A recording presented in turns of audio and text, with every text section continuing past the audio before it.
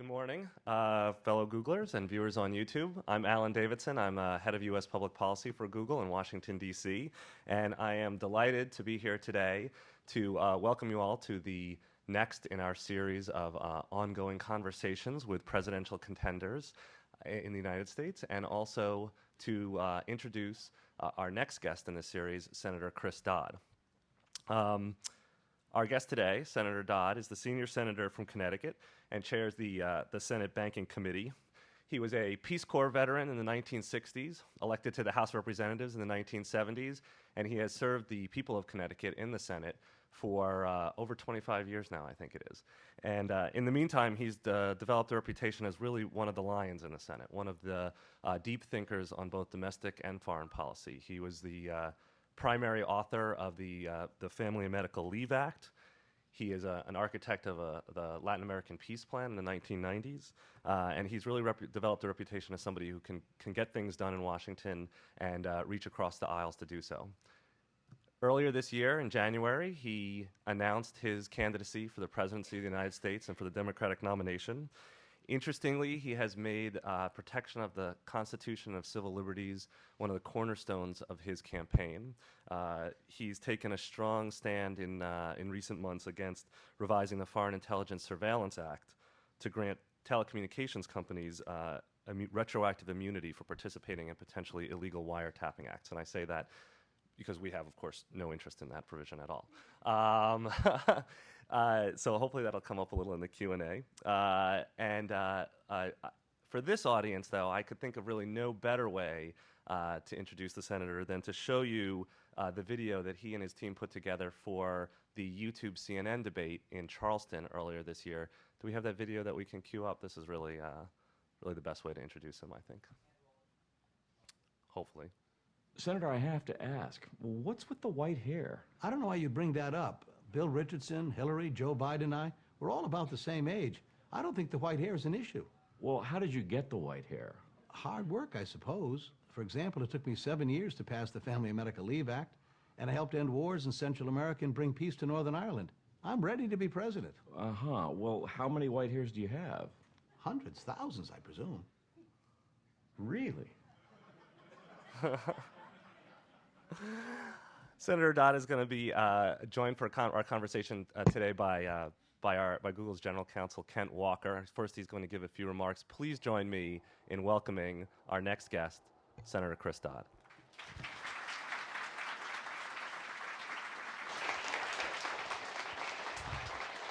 Thanks. Andy, thank you very, very much. Appreciate it. Well, thank you very much, Andy, for that very gracious introduction. And I still have the white hair, as you can see here this morning. I'm delighted to be here and to be part of this series that Google has offered to other presidential candidates. It almost feels like being in Des Moines or Ames, Iowa here this morning to be with all of you and to look forward to the engagement and conversation and questions about issues that affect not only this company but our country and the world in which we live. I should tell you, despite this head of white hair, I'm a new father. I'm a first-time father. I have a 6-year-old and a 3-year-old. In fact, I'm the only Democratic candidate that gets mail from AARP and diaper services here. I have a rather broad reach when it comes to constituent interests. What I'd like to do this morning is to take advantage of this invitation here to share some thoughts with you about a subject that Andy has raised with you here this morning, and that is the Constitution and the values which we embrace as a nation but also see as transcendent, and the role that Google and other institutions like this that play such an important role can make in our lives. So if you bear with me for a few minutes to share some thoughts on this, I'd invite you as well, I know all your PCs here to go. We have a website, chrisdodd.com, in which we're very active. We have a wonderful internet team on the campaign, very engaged on a daily basis. And so at some point here, if you want to learn further about our views on a variety of issues, here that is available to you as well. But not very far from where we're gathered here this morning, here there's a building located at 611 Folsom Street in San Francisco. And I'm sure the address is familiar to some of you here. In fact, it is precisely 35.7 miles from where I'm standing at this very moment, thanks to Google Maps here. They can tell you exactly how far away that all is. And a few years ago, an internet technician in that building named Mark Klein received an email that informed him that someone from the National Security Agency would be visiting. Indeed, it was Mark Klein who opened the door that day and allowed that individual into the building. Not long after, he and a coworker discovered something unprecedented at that building, a switch that channeled internet traffic culled from millions of living rooms, bedrooms, kitchens, and offices across this nation to a secret room operated by the NSA. There, that information was collected and processed ostensibly for the purposes of defending our country. Was the handover of this information necessary for national security? We have no idea, quite candidly, with very few exceptions. Congress is as much in the dark on this issue as the public is in our nation. I believe you'd be hard-pressed to explain why our government would need a copy of all internet traffic flowing through AT&T, its cables, to keep our nation secure. That, we know, has happened is not because the government told us. As a matter of fact, it was classified. Not because AT&T told us either. Indeed, we may not have learned of this at all were it not for Mark Klein, a 22-year veteran of AT&T who was old enough to remember when a law was passed to prevent this very sort of thing from happening in the first place. A law that was expressly written to give the government the tools it needed to defend the country and at the same time protect our fundamental rights of privacy. That law, the Foreign Intelligence Surveillance Act, was first passed in 1978. It is now before the Congress again for renewal. Few would argue that it doesn't need to be modernized. But President Bush is asking Congress to do something else to give the telecom industry in our nation immunity for what they've done, to essentially declare what happened not only to AT&T but other telecom companies both constitutional and necessary to defend our country. I come to Google today to tell you that it is neither in our interest here in security nor to protect our nation. There was no warrant served in that case, yet these companies simply handed over our personal information of people, some of whom are likely sitting in this very room today. That is why I have placed what is called a hold in the United States Senate on the upcoming renewal of the FISA bill, the Foreign Intelligence Surveillance Act. And if retroactive immunity is not stricken from that legislation before it comes to the floor of the United States Senate, I'll do something I haven't done in 26 years. I will filibuster that legislation to stop it from becoming the law of the land. And I hope you agree here at Google about the importance of that. Congressmen and senators and presidents on assuming office do not swear to uphold and defend the Constitution or protect the country. That is a false choice. Rather, we swear to defend the Constitution and the values it expresses precisely in order to protect the nation. By and large, that has kept us safe for more than 2 centuries, and I intend to uphold it as a senator and if elected as President of the United States. What appears to have happened at AT&T was shameful, an infringement on the rights of Americans that ultimately makes us less secure, not more so. Beyond the unprecedented access to information, it is here that the similarities between Google and the telecoms largely end. When FISA was written, the telecoms had been around about 100 years. In 1978, Larry Page and Sergey Brin were 5 years old and still lived a half a world apart. To say that the laws and regulatory structure relating to the internet are still in their infancy today would be a massive understatement. And that is precisely why the decisions you make in the coming months and years are so critical. It is about those decisions you are making and will make that I wish to address you this morning very briefly. In less than a decade, you already have the most widely used search engine in the world and the ability to track what users look for. You have one of the most popular free email services anywhere in the globe. You are in the process of digitally scanning 32 million books inside of a decade to create the first universal digital library with the ability to track who is reading what. Your tools allow users to virtually store documents, pictures, and spreadsheets. Most recently, you have proposed G Drive, which allows the user to transfer all of the information and documents from one person's computer onto a virtual hard drive owned by Google. You hold in your hands a transformative power both vast and unprecedented, a capability to not only transform society, but the very notion of society, of community, and of democracy. To many in the current administration, they believe you spread democracy through the barrel of a gun. I believe you spread it through the power of information and the internet, if we let it. But if you believe that the Googles of the world can serve as a democratizing force to expand freedoms, after what we've seen after the wake of 9/11, the sheer amount of information you have would be fools not to also believe the other side of that equation, that such power can also deny these very, very freedoms. Indeed, that is precisely what Yahoo was criticized for when it was alleged to have assisted the Chinese government in cracking down on dissidents. It is what you have been criticized for in doing your China venture in Google.cn, which was built when you agreed to expressly censor subjects the Chinese government deemed controversial. And it was what you are currently being accused of doing in assisting the Israeli government with identifying a citizen who made allegations against 3 members of Sharai Tikva Council posted on the blogger service. I understand and admire that Google is much more than a company. It is also an idea, a powerful idea. And working for this institution, this building, this company here is more than simply a job for all of you who are gathered here. It's part of being a part of that idea. Having served, as Andy mentioned, in the Peace Corps back some years ago, in the 1960s, I appreciate immensely the energizing effect it can have to be a part of something larger than yourselves, to care deeply about both what we are doing as individuals, but also as a generation, both at home, at work, and at the ballot box as well. I am asked frequently why I'm running for the presidency of the United States. I often think of my 2 young daughters. Years from now, my children, as will yours, are going to ask us both, what did we do on our watch to keep us safe and secure? Similarly, yours will ask, when you worked at the center of one of the most important technology companies in the history of mankind, what did you do on your watch to ensure that this technology was used not to limit the arc of our collective imaginations, but rather to expand it? What did you do to unleash the collective capabilities of mankind to overcome poverty, global pandemics, hunger, environmental degradation, genocide? These are all issues which we can make a difference on. I'm deeply moved by the principled work you do at this company. I don't say that lightly because I'm here this morning. I look at Google.org, in which you are setting up global information monitoring systems for pandemics, or the recent venture into alternative energy.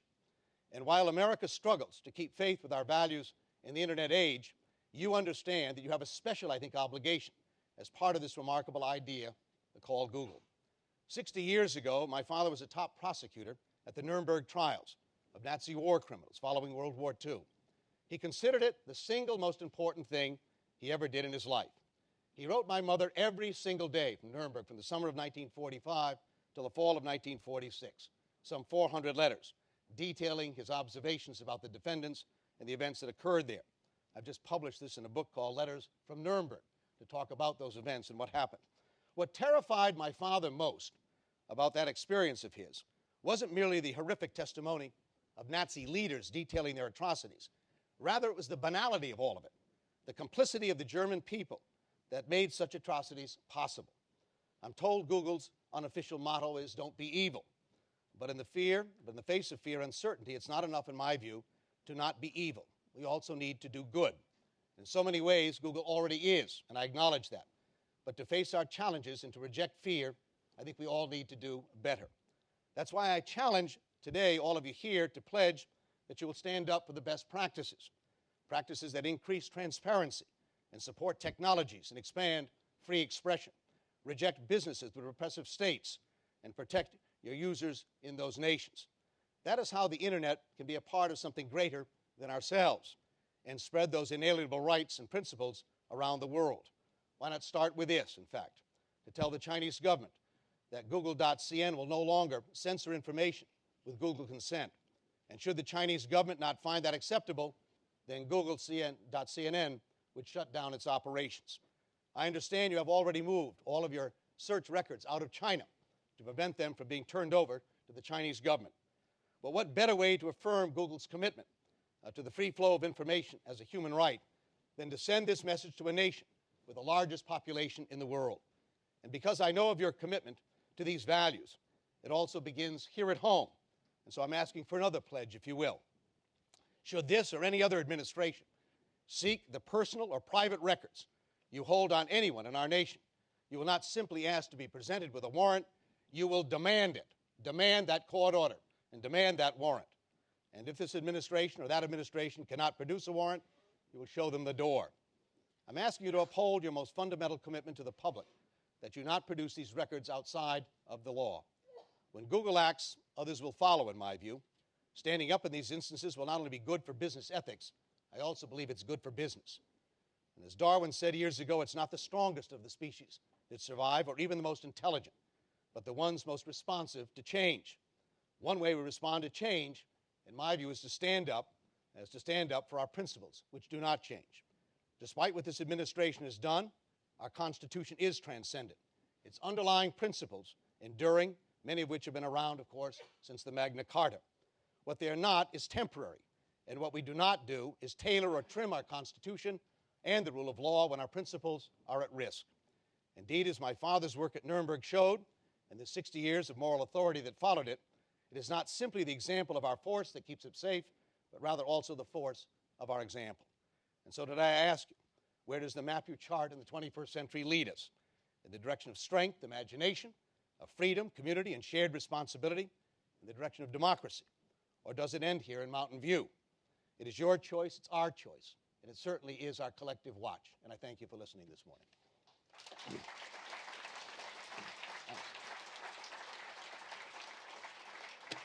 Up here. Thank you. I think they want you over Yep, here. wherever you want me. Great. In the high chair. Yep, the director's chair. The director's chair. Whoop. So, Senator Dodd, thank you very much for joining us Thank this you. morning. We're honored to have you, and we wish you all the best in your campaign for the Thanks. presidency. Let me start, rather than going into some of the campaign questions, by taking up some of the challenges and the issues that you've raised in your comments this morning. I think we share very much the spirit and the commitment that you expressed. But it is, at the same time, as you recognize, a complex area. We strive to be a company that complies with laws around the world while simultaneously advocating for free expression. There are many countries, Germany and France, for example, that have laws against Nazi information being up on the internet. We try and balance those things constantly. Many American allies, as well as China, have different sets of laws. Do you have a framework that you would suggest for us in terms of balancing the desire to be a global compliant company, a good corporate citizen, as many countries would say, with American commitment to free speech? Well, I think, yeah, you got to some basic. I mean, there's certain things that I think are more are variables here, which obviously we may find somewhat restrictive. I presume ourselves as well, we oppose some of those. But when you get into the issues here of excluding very specific information here, in the case of China particularly, where any reference to Tiananmen Square, any reference to Taiwan, any reference to the Gulen is somehow absolutely prohibited, or that we move automatically people here to government-controlled information here, that worries me in a sense where there's that much manipulation. It's hard to define it in very exact terms here, but I think we all know what we're talking about here. When it reaches that level, it seems to me, then we're becoming complicit and becoming an arm of the public institutions, rather than conforming to some restrictions they set up. And so when you cross a line and become sort of an arm of that operation, I worry about that and believe that we must stand up at some point here and say that goes too far. Okay. Let me shift gears a little bit and move back now to talk about your campaign. The voters this session have a lot of choices. They have a range of experience levels, a range of positions on various issues. What's the basic rationale for your campaign? Why should people vote for you? Well, obviously we're not the best known or the most celebrated, obviously, in all of this, but I think it's important now, in light of what we've been through for the last 6 years, with an administration that seems terribly incompetent, lacked experience in terms of getting results and producing results, despite the promise to be a unifier, not a divider. It's been anything but that, and I think we've all recognized it. Even people who have supportive of some of the values and ideals that this administration claims it embraces.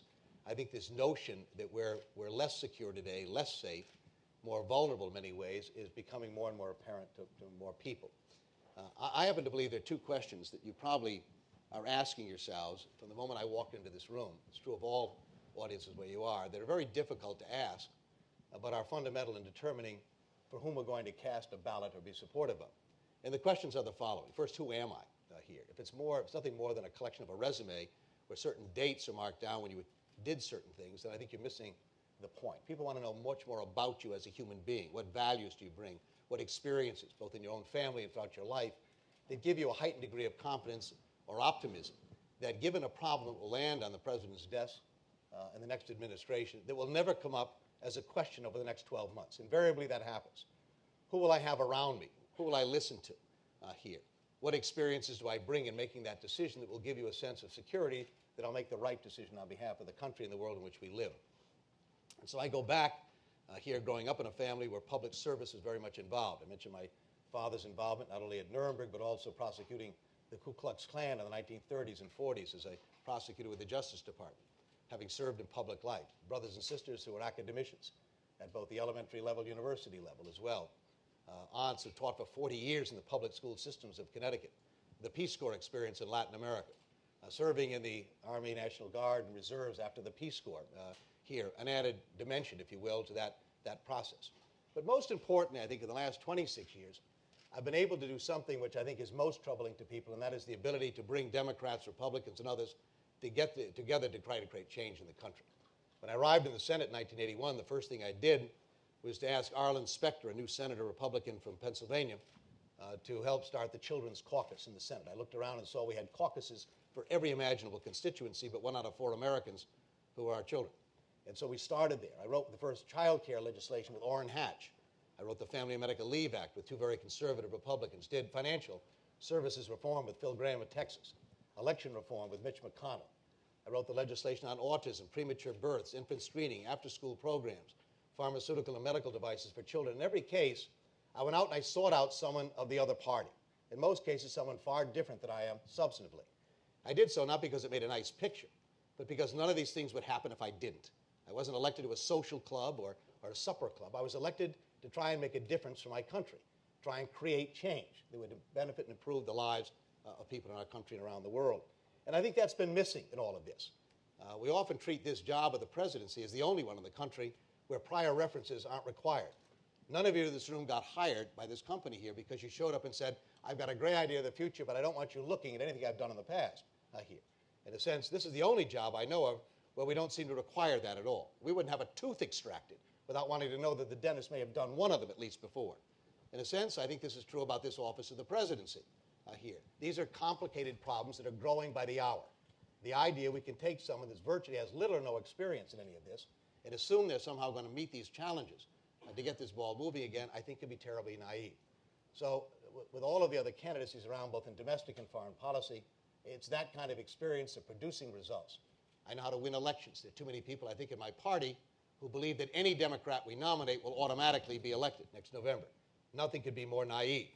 In 1995, I chaired this party for a year at the behest of Bill Clinton. I just lost the race for Democratic leader in the Senate by 1 vote. In fact, it was a 23-23 dead-even vote after that election in 1994. The deciding vote, the 47th vote, was cast by a fellow named Ben Nighthorse Campbell, who was a Democrat, but 2 weeks later switched parties and became a Republican. I then wrote Tom Dash, and I said, how about a recount? Having lost this thing by 1 vote, I was not able to convince him of that, so I became the chairman of this party nationally, which was not a job I welcomed, but nonetheless learned how national campaigns are run. And it's important as well, as people talk about this. Too often I think people just blow by that issue of whether or not these candidates or any one of these people are electable come next November. Now, you've put a big bet on Iowa. You famously moved your family to Iowa. Thoughts on the role of the early Iowa caucuses? There's been a lot of concern that this gives too much prominence to issues like ethanol or farm subsidies, and more generally, the role of the front-loading of the primaries. We're seeing a very different cycle this year. No, and there are legitimate concerns and complaints about it, and it is what it is. And it's a caucus state, which is entirely different than a primary state. And it is bizarre and arcane in some ways. It was initially one of the great reforms in American politics back in the early part of the 20th century when Iowa became one of the first states that actually democratized its process and who they would choose as their candidate for office. But it is difficult. Only about 1 out of 6 eligible voters will participate probably on January 3rd in the caucuses here. About 120,000 people maybe will actually show up for the 2 or 3 hours you have to spend in someone's living room or cafeteria or library here to decide where these delegates are going to go. If 100 people show up, at least 15 have to be for you. 15% of the room has to be for your candidacy or they don't count in the room. So there are very arcane processes here involved. But it is what it is. And beyond the size of the state and the subject matters they can cover, there's a real value in this. We've been webcasting every single House party and town hall meeting. So we're expanding the universe of people who can actually participate, at least in listening to the questions and the answers that are raised in these gatherings, which has, I think, been a value in terms of informing the rest of the country to the kind of intimacy associated with the Iowa caucuses. Iowa and New Hampshire are about the only places where this happens. This kind of sitting down with a small group of people for 2 or 3 hours as they drill down on various subject matters only happens there.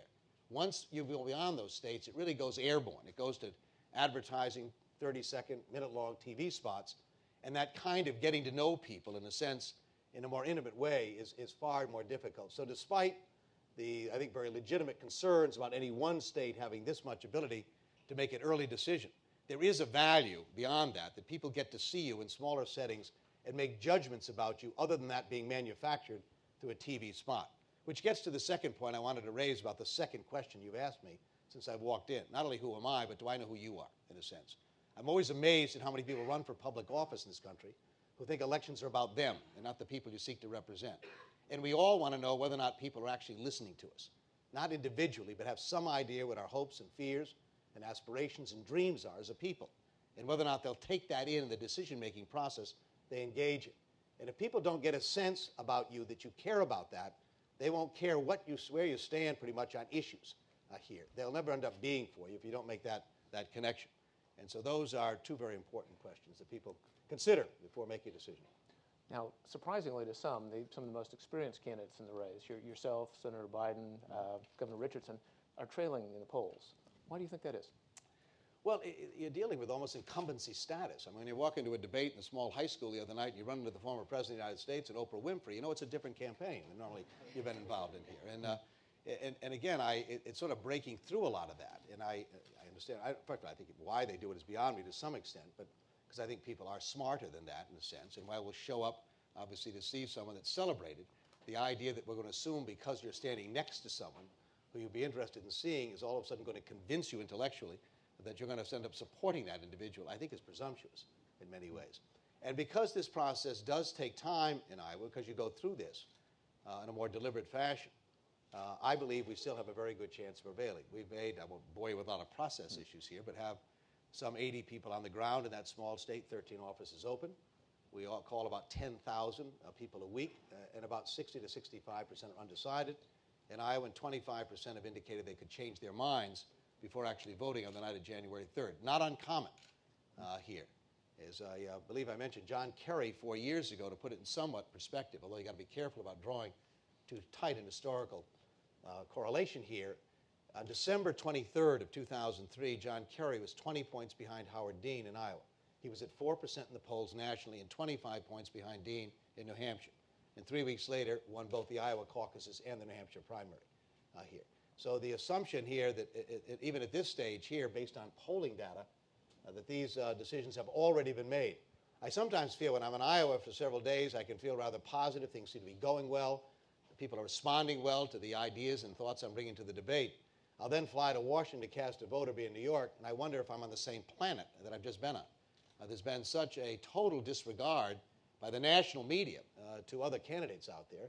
And again, I think this is primarily because that's where the Nielsen ratings are, and that's where people are selling newspapers here. So following other candidates beyond those that already have sort of national reputations is very difficult. Some of these debates, I could actually go out and have dinner and come back before I get the first question from time to time on these matters. So it is frustrating to find yourself sort of sitting in the wings from time to time with a preoccupation only on those who are the more celebrated and better known candidates, thus reinforcing that. But again, I think history has taught us that people are more apt to make these decisions. Gary Hart in 1984, now we're talking about ancient history here, ended up with 14% of the vote on caucus night in Iowa. Fritz Mondale had 86% of the vote that night. And yet the next day, the national media was talking about this challenge from Gary Hart. It was on the cover of Time and Newsweek, ended up winning the New Hampshire primary 3 weeks later here. So this is all so dependent upon where buzz is, what's the latest, what seems to be the hottest item moving here. And if you end up doing well, I think there may be 4 tickets out of Iowa in 24 days, that if you're one of those tickets here, the chance that you can begin to catch some fire and people pay more attention to your candidacy increases dramatically. Iowa's about expectations, not about polling. You either exceed, equal, or fail expectations. The 3 so-called leading candidates, only one of whom can equal an expectation. 2 will fail expectations here. Those of us in the second category here, all of us have the potential of exceeding expectation and thus being a part of that story on January 4th. In the last week or so, there's been a lot of talk about religion in the race. Governor Huckabee is obviously on the upward track on the Republican side, and Governor Romney gave a speech which was a very interesting speech. Simultaneously a call for religious tolerance, but also has been seen by some as an attempt to rally the religious voters. And he had a quote, let's see, freedom requires religion just as religion requires freedom. Do you agree that freedom requires religion? No. Again, I think he was in a very difficult position in my view. This was unlike John Kennedy's speech in Houston in 1960, where he was already the nominee and was really asking for tolerance in that speech. This speech had the difficult problem of asking for tolerance and also appealing to the very people who were being intolerant at that time. This was a very difficult path to walk. And I can't tell you how successful he was or not at it. Time will tell whether he was or not. But the First Amendment just doesn't protect the independence of religion from government and protect government from the influence of religion, but it also protects those who are not religious, in a sense. And the idea here that our freedoms are derived from our Creator, while there are many who believe that, and I respect that, there are many who believe these freedoms come from elsewhere, and I respect that as well, and we must in this society. So in a sense, Romney was heading in the right direction, but I think once again the emphasis in that speech was to appeal to some of the most intolerant elements in our country here. A very different motivation, I think, than what Senator Kennedy did or President Kennedy did back more than 40 years ago. So let me ask a few more questions and then open it up to the room, because I'm sure people out there have questions as well. Let's turn a little bit to technology. You and Google have both supported net neutrality and increasing broadband access. Right. Can you talk a little bit about that and why you think it's important? Yeah, in fact, I talk about it, part of my rural policy, in these states you lace out, again, all your ideas and policies. And a big issue in Iowa and New Hampshire is creating opportunity in rural parts of the country. And how do you do it? And obviously one of the great opportunities today is to, in a sense, duplicate what Franklin Roosevelt did with the Rural Electrification Administration in the 1930s here, which brought incredible opportunity to small rural parts of our nation here by providing electricity, obviously. And this is sort of a similar opportunity in a way here. I mean, there are a lot of people today. One of the debates we're going on in Connecticut, not to bore you with details in Connecticut, but this whole telecommuting issue. I have a lot of people who live in Connecticut, work for companies in New York. New York wants to tax them based on New York income taxes. My constituents obviously would prefer not to be, since they're not working in New York. And there's debate about where you tax people who are commuting, telecommuting. But we're getting more and more of it. Major corporations.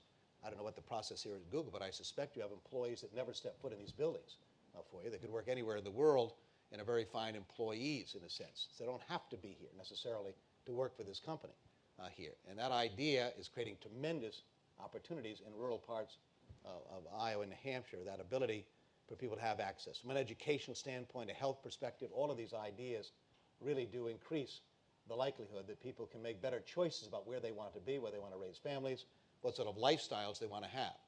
So the broadband access, I think, is a very exciting idea for so many different reasons, and has real currency even in places, rural states, in fact, a particular currency, I think, in places like Iowa and New Hampshire. Now, there is an issue that's been of concern to us and others in the tech industry as we try and assemble a global workforce, and that's the question of access of people overseas to the United States, the H-1B program and similar kinds of programs. Would you give us your thoughts on that? Yeah, I'm an advocate of expanding H-1B issues. I want to have done it carefully. In fact, I've introduced legislation to do it precisely to make sure it's not abused, obviously, here. Ideally, we'd like to make sure that people have an opportunity who are here to fill these jobs if they're capable of doing so. That we understand the need for this in many cases. What occurs where that expertise does not exist. You've got particular needs and their talents and abilities that don't reside here, to seek them out. Want to make sure it's not being used to replace striking workers and a lot of other things we've written into the legislation, so that door is open.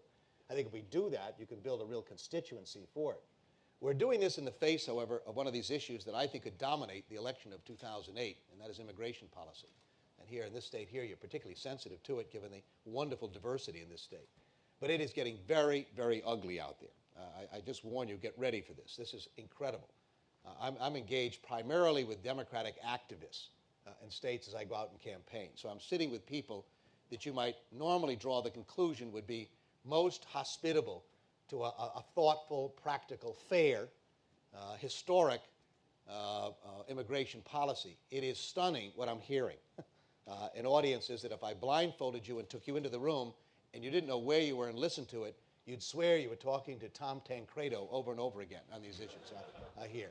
And I don't mean to be humorous about it, because it's deeply troubling to me. We've had experiences in our nation's history.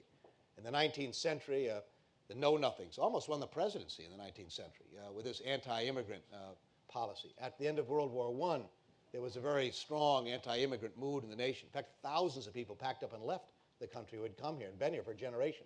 because of the anti-immigrant reactions. So this is going to require, an awful lot of leadership. This thing is a wedge issue here to appeal to the worst fears and hates that exist in people. And fanning those flames, we've learned historically, are the easiest thing to do and the easiest to sustain. And yet all of us would be the first to tell each other that there's nothing we can think of historically we've ever done as a people that we're particularly proud of when motivated by those emotions. So this is going to require strong leadership to make the case about the uniqueness of this nation, the welcoming quality of it here, which has not only been a wonderful thing morally and so forth, we have been advantaged substantially because of it. I can't even begin to think of what this nation would look like had we adopted the policies of our European first cousins and others here, that we had restricted the kind of the influx that has enriched this nation beyond our wildest imaginations. And the idea in the 21st century, at a critical moment, when there's expanding educational opportunities, and still people see this as a desirable place to be, but not exclusively so. Only a few years ago, places that many would have thought of as not being terribly desirable are becoming very attractive places to be. So the competition is going to get fierce. It is already, in a view. So the H-1 visa programs and overall an attitude on immigration policy, and I don't have any magical solutions for you here, except that we've got to have far greater sense of cooperation. I've chaired for 20 years the interparliamentary meeting with Mexico here. In fact, Mexicans are giving me the highest award they give to a non-Mexican, the Aguilas Award, because of my work on a variety of issues, cross-border issues here. And obviously the great disparities of wealth in Mexico, largest in the world, are one of the facts that exacerbate this problem, not to mention what exists in the neighboring countries of Central and South America, given historic problems here. But with the arrival of Vicente Fox and now President Calderon, the world is changing in Mexico. There's far more diversity in terms of economic thinking here. I believe there's far greater possibilities of seeing a democratization of their economic process that will increase the opportunities of wealth creation in Mexico and reduce what has been the strongest motivator over the years. People moving because they have to. They can't raise families. They see opportunities elsewhere. A very noble motivation, by the way.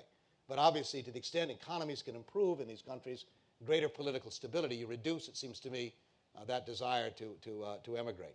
So that has to be done, not to mention reducing the kind of temptations that occur as a result of employers knowingly hiring people that are undocumented. And then obviously dealing in a thoughtful, practical, humane way with those who are here so they can achieve a status of legality here if they so desire. Move them in that direction so that they can acquire the education, step forward and deal with health matters and the like that keep us all safer and more secure. But it needs to be dealt with sooner rather than later. And I deeply regret we didn't get it done last year. It's not pretty, the proposal, but I think it works and it gets us moving in the right track. Yeah. Sorry about expanding the answer, by the way, just from H-1Bs. No, it's very useful. So if anyone does have a question, I urge you to queue up behind the mic there. Let me ask one more while people are getting organized. Yeah. As you know, Google is a big fan of alternative energy. We've invested in a variety of different forms of that. We've noticed that you've called for a carbon tax, which I think a lot of economists would agree is one of the most efficient ways to address the global warming problem and capture the externalities. But it's a corporate carbon tax. It wouldn't extend to a gas tax. Aren't the arguments there the same? Well, to some degree they are, but I live in the world of what's doable. And while Tom Friedman and others have advocated, and you can make a case for it, the practicalities here of that are probably limited. In fact, it'll be difficult to get a corporate carbon tax in place. But I think there's a greater likelihood of doing that. And I'm the only Democratic candidate calling for this here, because I just don't know how you get from point A to point B unless you do this. The cap and trade issues can work, but they're very slow. They worked with the acid rain issues a few years ago.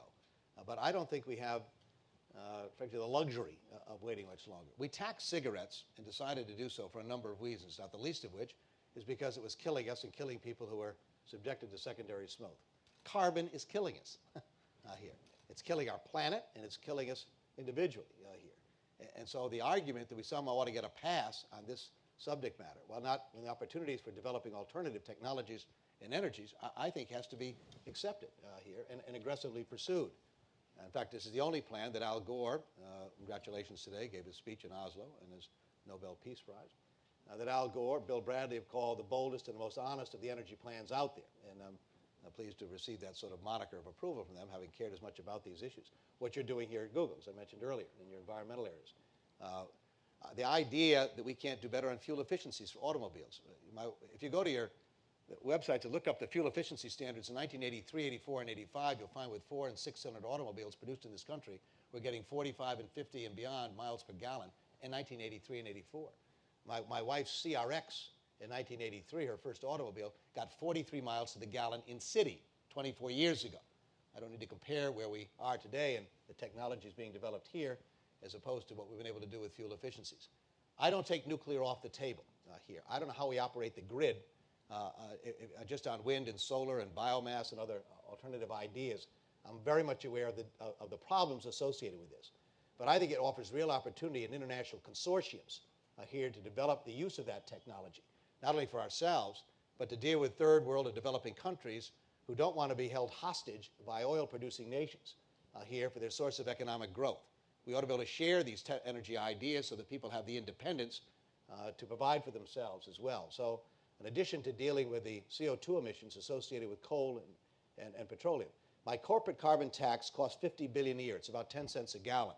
It's expensive, but I dedicate all $50 billion to investing in our laboratories and universities to accelerate the development of these ideas in fuels and technologies, provide some relief for consumers who want to opt for the more efficient, cleaner producing appliances and the like, and provide relief to companies that can't afford to make that transition as they move from the fossil producing, the carbon producing fuels. I would just point out that we borrow $1 billion every single day. Every single day of the week, we borrow $1 billion to buy foreign oil, about a third of it going to nations, in many cases, that are hostile to our interests here. So while my program is not inexpensive, the status quo in maintaining the present cost to us, I think, is vastly more costly and therefore deserving of a consideration of a corporate carbon tax as a way of dealing with the issue. That's a brief answer. You can go to the website, read more of this if you so inclined, but that's a shorter version of it. Right, so let's go to some questions from the audience and then that have been sent in from other offices, please. I miss my CRX too, but it wouldn't fit a baby seat. Yeah. But that's not the real question. Why is the Democratic leadership of the Senate consistently caving on bills? Like, for example, FISA is reaching the floor, immunizing the corporations. By contrast, the Republicans have been happily filibustering right and left, and the Democrats don't seem to be willing to filibuster anything. The Democrats finally control the Senate, and yet we seem to be seeing the same bills going through as if they didn't. I hear this complaint all the time, and it's not without merit. I'm of a view that we don't require filibustering. We ought to require it, in a sense. If you announce to me that you object to a piece of legislation and you intend to filibuster it, what we do today is then just file cloture. That's so many hours later, there's a vote on cloture. And if I don't get the necessary number of votes, then the bill dies. My view would be, if you want to filibuster, then be prepared to spend all night standing up reading the phone book here. But I'm going to make you do it here. And if I do make you do it often enough, others may have second thoughts about whether or not to be subjected to the kind of ridicule of stopping things from happening because the country sees that this is nothing more than a charade to delay the ability of the institution to grapple with issues. But I've got to make you do it.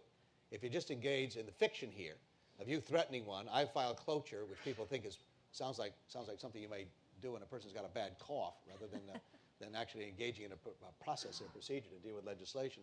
I think you'd be more successful. My complaints on this go back to the Iraq issue. I think clearly Democrats won control of the Congress last year because of one issue, Iraq. That was the reason why here. That's why we got a majority in the House and the Senate.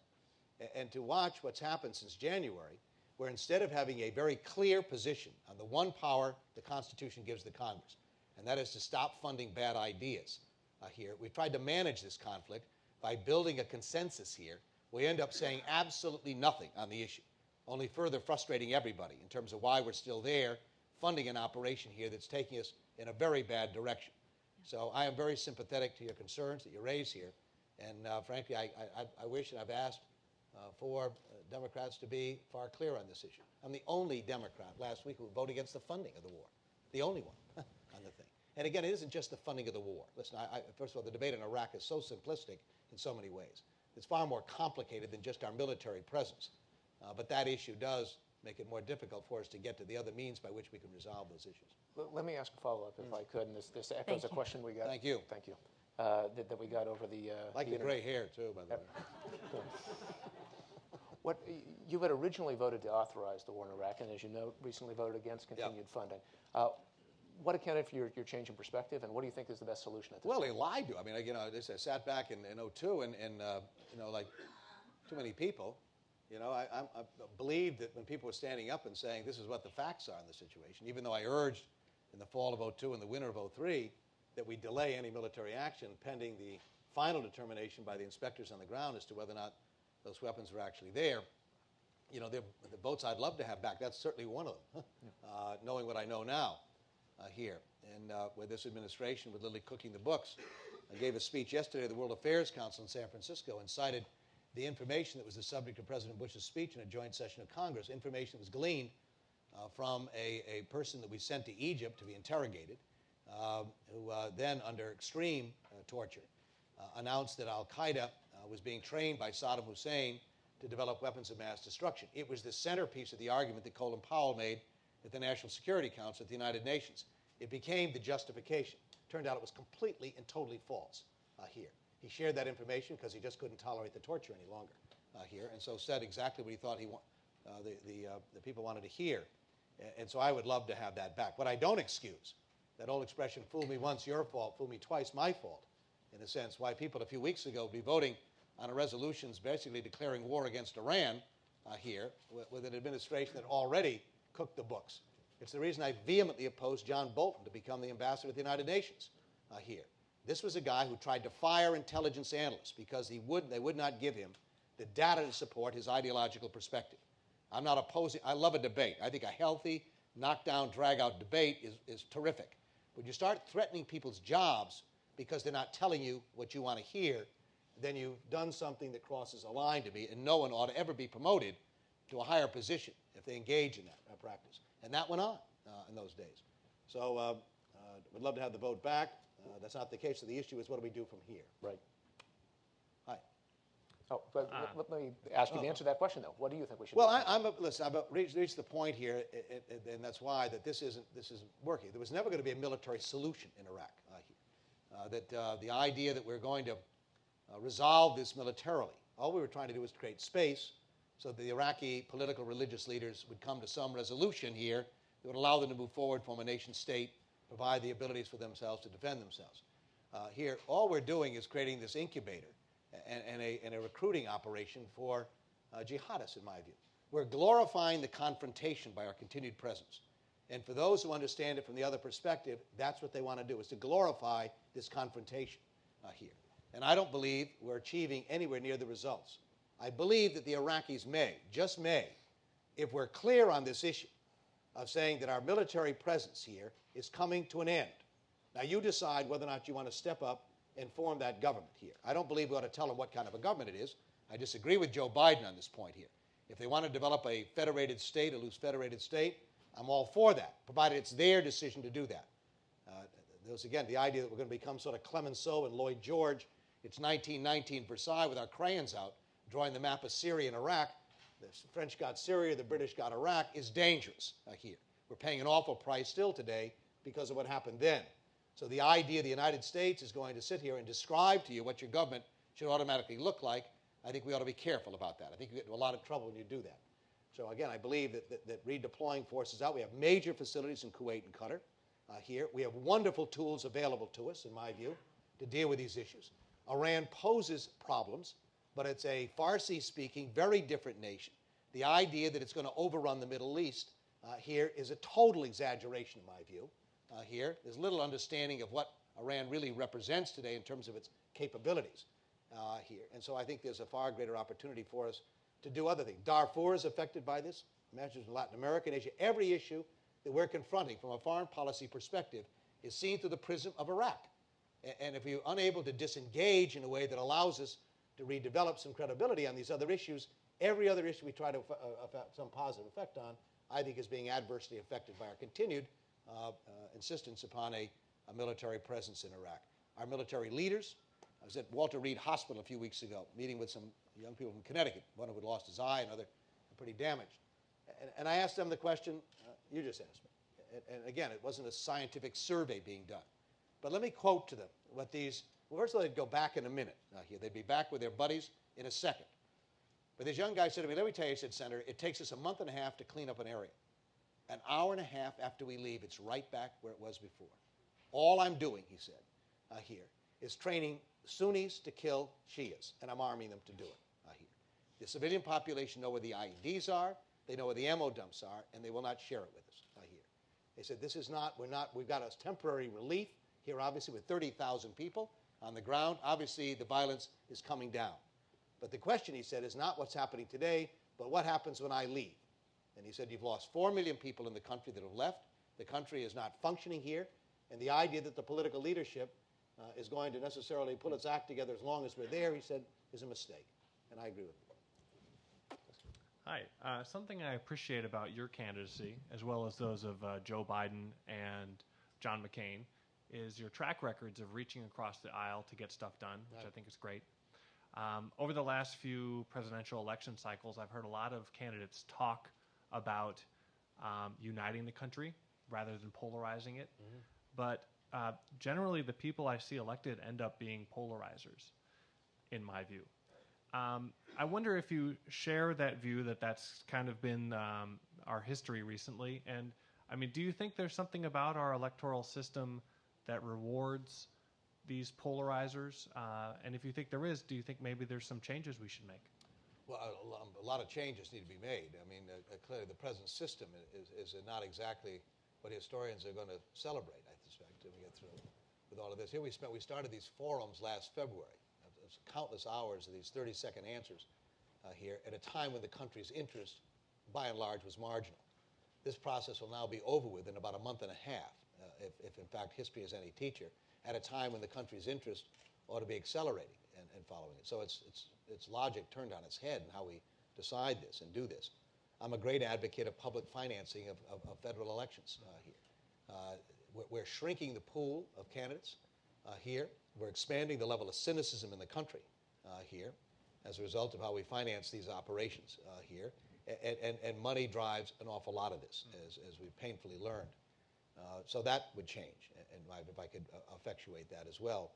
I think we need to probably look at proportional distribution of the Electoral College votes here. So we require people to campaign in more than 10 or 15 states here that share the lion's share of those votes. So there is a greater sense here that people's views can actually be reflected in what is the deciding institution, that is the Electoral College, and how matters are decided here. There needs to be a far better way to engage. In fact, I went to John McCain about 3 months ago, and I said, John, why don't you and I, every 2 weeks, pull up 2 chairs. We'll invite the media to come, and you pick a subject one time, I'll pick the next subject. We'll spend 1 hour just having a civil conversation about what the two of us think ought to happen in the country. As maybe a different way than having this sort of lineup with Wolfie Blitzer here asking 30-second questions about UFOs or something that got more attention than economic questions. John didn't take me up on the offer, but it was a nice idea as a way of trying to do something that may be more enlightening to people in terms of where we stand and where we need to go in the country. I think the appetite for it is strong in the nation here. I think people seem to say this and believe this. Most people don't wake up in the morning wondering if they're Republicans or Democrats or liberals or conservatives. Most people get up and wonder if anybody's paying any attention at all to what they're grappling with. So our means of achieving desired mutual goals are different, but the goals, I think, are common here. And therefore, that desire, I think, for some leadership in the nation that can help us get there is very, very strong. And I'm hoping this time around, in light of where we are, both at home, for an awful lot of people, the income gaps are huge and growing in our nation here, in this sense that maybe the best days of our nation are not in front of us, is a growing sentiment. And it's a very troublesome one to me. And so it's a critical moment. Well, thanks for the answer, and I think that was a good idea you shared with McCain, and it's too bad he didn't take you up on it. Time for one last question, I think. Yeah. Senator Dodd, thanks for coming today. Thank you. I value your thoughts on FISA. I see them as a example of what might more broadly be an executive branch gone wild, from the CIA destroying tapes that show them torturing people, to Vice President Cheney and President Bush doing hundreds of these signing statements where they say, Constitution says something, Congress passed a law. We don't think it's right, or we don't think it applies to us, so we're just going to keep doing whatever we want. Would you agree that the executive branch has kind of got out of the balance of power and the checks and balances? No question. And as president, what would you do to restore some balance there? Well, I clearly have, and this is not unique to this administration. They've taken it to new heights here, new levels. But we've seen this in the past, obviously. There's a temptation by both the judicial and the executive branch from time to time to exceed its authority. It's only the legislative branch where people actually run for the office and say, if you elect me, I promise to diminish the influence of the legislative branch. It's rather interesting. I've never heard of a president or a federal judge make similar claims during their confirmation hearings or elections. So signing statements are just, they're unconstitutional. It's not a question of the idea that some president would believe they actually have the right to sit there and provide legislative history for a piece of, for a law that they had nothing or limited involvement in creating is just fundamentally wrong, in my view. And the fact that courts would even consider those things is wrong as well. So whatever executive powers exist to make it clear that that would not happen here is what I'll make clear at the outset as well. And look at it. This is the most frustrating system in many ways. The temptations we all feel when we watch something we care about getting done. The woman who asked the question about the frustrations here of watching too many things not happen. And clearly the founders of our nation, if they had been concerned about efficiency, they never would have adopted this. This was the last thing they had in their minds, I hope, because it certainly is the most cumbersome, frustrating, exasperating system in so many different ways. But the temptation to want to alter all of that has to be restrained by the notion of not only what we produce, but how we do things. And I think the founders were as deeply concerned, in fact, more concerned about how we did things, not more how efficiently we did things, obviously. And that's where trying to make this system contemporaneous in a 21st century world here that allows us to become responsive in ways that are acceptable is a real challenge. And the temptation to want to blow through this and just grab this power because you believe you have the right ideas and therefore step all over the sense of balance that we insist upon is strong. But I believe so deeply and strongly that throughout history we have functioned better. We need to come out with better ways in terms of how we operate here and to modernize how we do things in a way so there is a greater connection between public policy and what happens in people's lives. But I would certainly have no hesitancy in committing to you today, having been involved and deeply committed to these issues, that as a president I would do everything I could to restore that sense of balance that is absolutely essential. And I think you can. I'll tell you a wonderful anecdote that I got a call from George Bush 41 the other day. And he invited me to speak at Texas A&M. I think he invited everybody. I want to suggest it was some individual thing. But I said to him on the phone, we had a nice conversation on the phone. I said, I've been telling a story about you out on the campaign trail. And I could see him holding his breath as I told that to him. Back in the early 1990s, I was deeply involved in the Central American peace efforts, dealing with the Contra aid issues in El Salvador and the like, having chaired the committee dealing with Latin America in the Foreign Relations Committee. And President Bush, in a moment of peak in frustration as president here, turned to me and said, I can only make one call in Latin America. Who should I call? I said, well, that's an interesting question, but I don't have a quick answer for it. Let me think about it. And so I thought about it a couple of weeks and settled on a guy named Sanguinetti, who was a former president of Uruguay, small country in the southern cone, but highly thought of, well-regarded in Brazil and Argentina and Chile. And so I ran to President Bush several weeks after that, and I said, I've got an answer to that question here. It's a guy named Sanguinetti. He's a former president, but he's highly regarded and well thought of in the region. And if I could only make one call, not a bad call to make. That was the end of the conversation. About 4 months later, I ran into President Sanguinetti in New York, and he stood to me and said, you're never going to guess who calls me all the time. Calls me on my birthday, calls me how the kids are doing, wants how my wife is doing. And the point being that President Bush, and he didn't do this just once here, he went out, it's labor intensive on this stuff, of working, of engaging people, not just the night before a vote at the UN or at the OAS here, but the same is true in dealing with Congress and members. I said to people, look, it's not an exaggeration that sometime after January 20th, 2009, a month afterwards, that I might invite a Nancy Pelosi, a George Miller, an Orrin Hatch, a Thad Cochran, an Olympia Snow, Dianne Feinstein here, Tom Harkin, Jack Boehner, to all come down to the White House. I've known every one of them for 25 or 30 years. I'm not going to go through 2 years of getting to know people here. This is the kind of relationships that are essential if you're going to get something done. And I happen to believe that most people even ones I fundamentally disagree with on substantive matters, want to be a part of constructing something of value here. They don't want to spend their careers just being obstructionists for the sake of being an obstructionist, but would like to be invited to make a difference here. But don't get invited very often to be a part of that. And that's what a president has to do. You have to know these people, to be trusted by them, even when you disagree on these matters, in order that you can achieve something together that moves things forward. With all the cumbersomeness of it, with all the frustrations associated with this, that's the only way it works. If it's all about 50% plus one, to use Dick Cheney's description of all that you need to have power, then you end up exactly where we are today. And so I'm determined here, and having never done this before, I never thought about it. I didn't wake up when I was 10 with a life ambition of being president here, but decided after this length of time that if I thought I had these skill sets and believed they were missing and valuable, why not step up and try as well?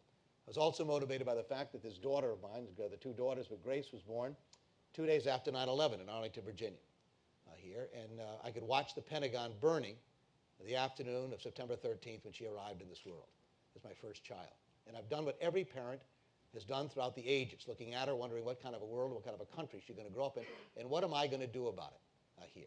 If it's merely sitting in the bleachers, in a sense, and complaining about it, then she'll justifiably question whether or not I really did try to make a difference for her. And I'm not exaggerating when I say this is really something we all bear a collective responsibility for. Generations are judged, not just the leaders generations choose. And this is our watch. This is our time to get this right. And I believe we have the capabilities, the intelligence, the ability, if we can just begin to attract and motivate people to be a part of things larger than themselves. It's why I joined the Peace Corps, because it was a president of the United States who invited me to. And my peers went off to the military, the Justice Department, to VISTA, to the farm workers movement, to the civil rights movement, but it felt damn good to be an American. And even though we didn't eradicate ignorance, poverty, and disease everywhere, we made a difference here because we were invited to make a difference. And I don't think this generation is any different. We just haven't had anybody lately invite us to make a difference. And I think we're anxious for that. Thank you all very much. Appreciate it. Thanks.